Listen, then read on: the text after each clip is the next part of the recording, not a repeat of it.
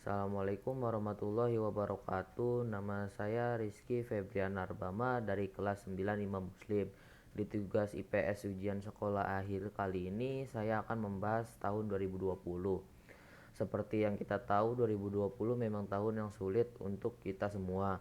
Seperti yang sama-sama kita pahami, awal tahun kita dilanda banjir yang sangat parah. Sebagian besar kota terkena dampaknya, utamanya Jakarta, dan meletusnya Gunung Merapi.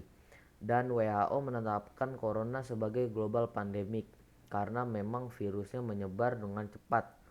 Pada akhirnya menyebar ke seluruh dunia, dan Indonesia pun salah satu yang kena virusnya. Virus ini pertama kali ditemukan di Wuhan, Cina. Virus ini berasal dari kelelawar lalu dimakan dan akhirnya manusianya tertular. Dan corona masuk Indonesia sekitar tanggal 2 Maret 2020. Dan itu pun masih sedikit orang yang kena dan lama-lama makin banyak dan langsung global pandemic. Seperti yang saya bilang tadi, menyebarnya cepat sekali di Indonesia dikarenakan pada saat itu pemerintah belum terlalu yakin corona tuh beneran ada atau enggak. Uh, dan semenjak makin banyak orang yang tertular, pemerintah menetapkan lockdown di Jakarta, dan masyarakat saat pertama kali mendengar lockdown, kata-kata lockdown, yang pertama kali kita pikirkan pastinya takut dan panik. Itu sih sudah sewajarnya. Jadi kita tuh takut kehilangan pekerjaan, kita bingung karena semua lewat online, kerja online, belajar online. Kita panik karena takut tidak cukup stok makanan, dan panik juga karena takut kena coronanya. Pada akhirnya pemerintah menetapkan WFH dan BDR, dan itu lagi-lagi membuat kita berubah. Yang tadinya pagi bangun mandi, sarapan dan langsung pergi ke sekolah, sekarang pagi, pagi bangun ke depan terus mandi langsung ke depan komputer atau laptop. Dan kalau kita capek pun atau kelas selesai tinggal berbaring di kasur, karena kan kasur kasur kita kan dekat sama laptop, HP atau enggak komputer kita. Dan kalau dan kalau kalaupun kita mau keluar harus pakai masker, membawa hand sanitizer, dan habis keluar pun pasti disuruh mandi.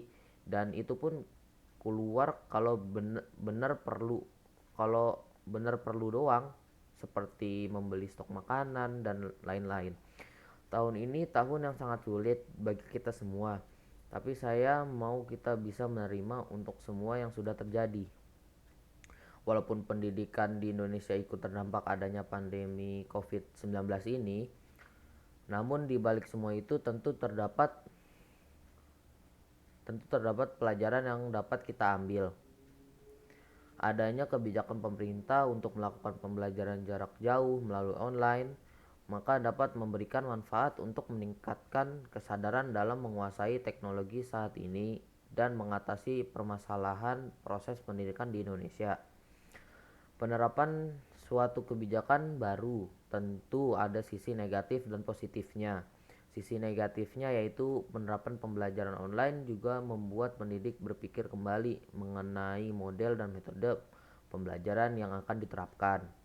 Positifnya yaitu siswa maupun guru dapat menguasai teknologi untuk menunjang pembelajaran daring.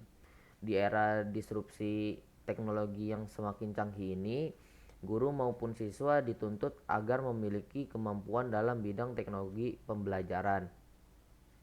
Banyak duka yang didapat pada saat pembelajaran sistem online, seperti banyak duit yang harus dikeluarkan, sering terhambat dengan jaringan, materi yang didapatkan dari belajar online itu kurang efektif. Tapi nilai plusnya belajar online ada juga, bisa lebih dekat dengan orang tua. Namun yang paling penting tuh bisa mencegah bertambahnya jumlah pasien COVID-19. Paling tidak enaknya belajar di rumah, bisa lebih fokus ke materi dan bisa lebih sering berinteraksi atau lebih dekat dengan orang tua, sehingga hubungan kita sama orang tua tuh lebih menjadi lebih dekat. Saya berharap pandemik ini cepat selesai. Cukup sekian yang saya dapat sampaikan.